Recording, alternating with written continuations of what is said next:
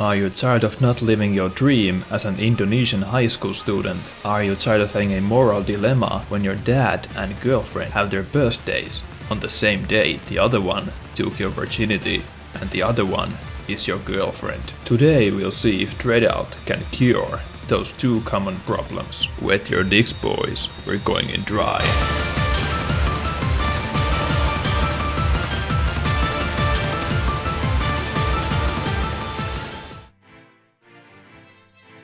We wake up in an apartment which after a quick glance feels familiar and cozy. I do love games where I can immediately relate and feel right at home. We snoop around for a bit and find our best friend and the weapon of choice, a phone. After FaceTiming our friend, we head out and encounter the one thing we gamers fear the most. A woman. Terrified, I pushed forward and hoped to avoid any unnecessary social interactions. Almost immediately, I shat my pants as I noticed another woman in the distance. Running away was my only option, as I didn't want her to see my fear boner, or as I like to call it, a dread boner. Turns out she really wanted to have a peek, so I did what any sane person would do, snap a picture and threatened to post it on Instagram without any filters. I started to look for a bathroom so I could clean myself off, but all I found was my self-esteem and my good friend Ira, who told me to follow her. I hate to obey a woman's command, but let's humor her a bit. We find her, attempt to 360 no-scope her, she wasn't having any of that.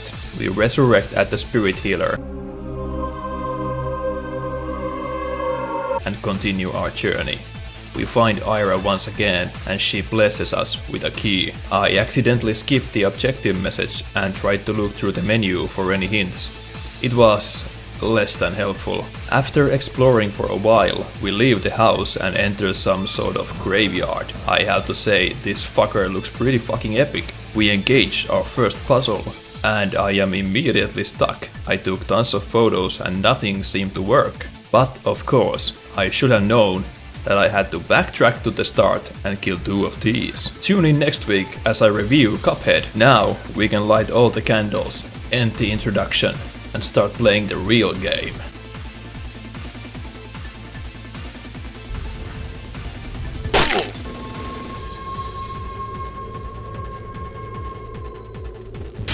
Before we head any further, let me just say, our main character Linda is hella cute. We can choose her outfit and I won't admit how much time I actually spent trying to decide on one. As said, Linda is nice to look at. Her animations are neat and pretty smooth. The same can't be said of her friends.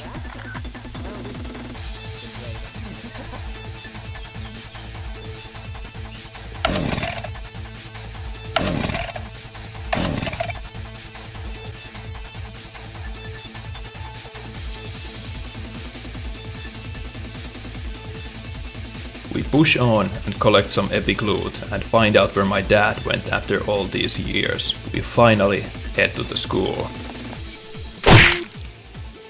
Right, sis?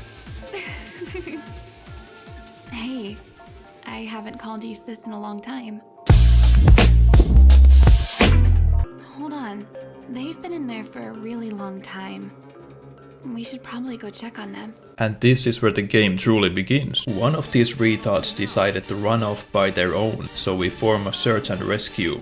I assume Ira gets possessed or some shit. Once she collapses, everything goes to shit. And because it is a spooky game, our main exit is locked tighter than a nun's asshole. We begin to explore the school's hallways, except we don't. One more cutscene before that.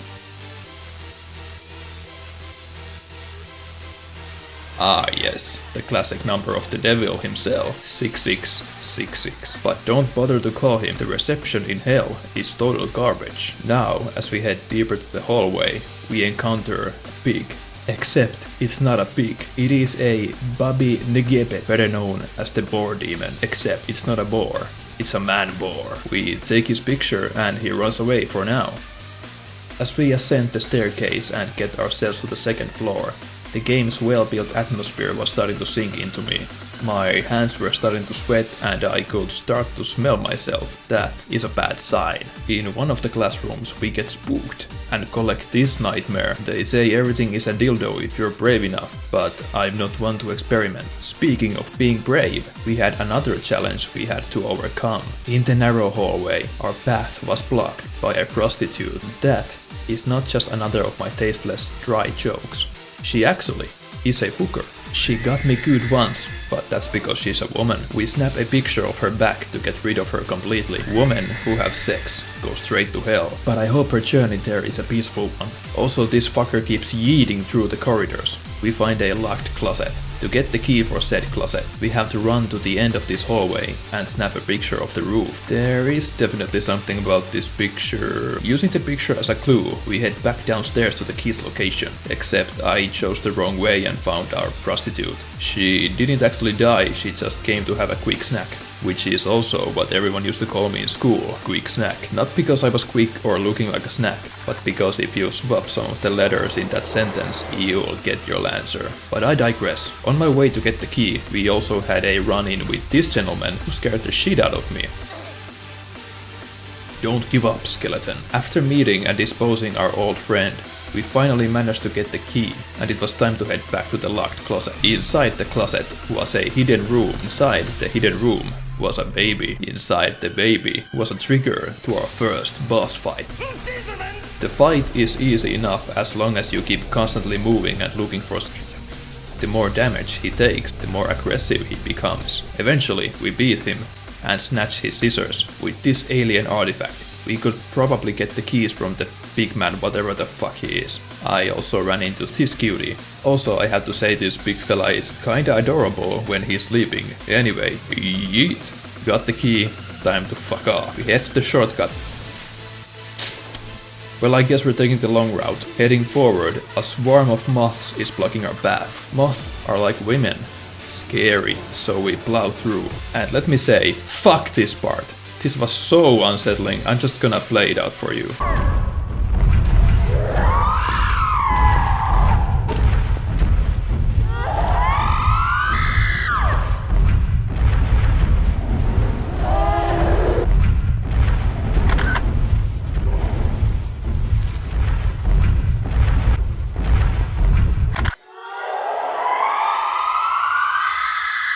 We accept the rest sickness and get a thank you message from the devs. You are very welcome. Thank fuck, we can now do this part with nothing chasing us. Using the phone, we discover a hidden door and proceed forward. I was ready to end my play session here as long as I could get myself to the exit door. My heart was beating fast from the spooky adrenaline, and I was sure for now it would just be a short trip to the door and end this segment of the game. Oh boy. We actually get a sort of a boss fight with this lovely lady in red. First phase, avoid her and walk to the door. Second phase, get teleported away, avoid her and walk to the door with moths so deep up in your ass that if I were to cough, at least a dozen of them would fly out of my mouth. Third phase, same shit but with a rat molesting your body and inverting your controls. This was actually a fun twist and surprisingly difficult, but me being an epic fucking alpha gamer, even with fucked up controls I outplayed the motherfucker, bolted to the door. Fourth phase, just take a picture. Congrats. Act 1 complete. And this is where we end this episode. Is it because I am too scared to continue? Obviously not. It's because after watching Linda run and occasionally turning the camera to face her front side while running, I just had to go somewhere. To some hub, perhaps. And with that, I bid your farewell. Goodbye, take care, stay safe, I love you.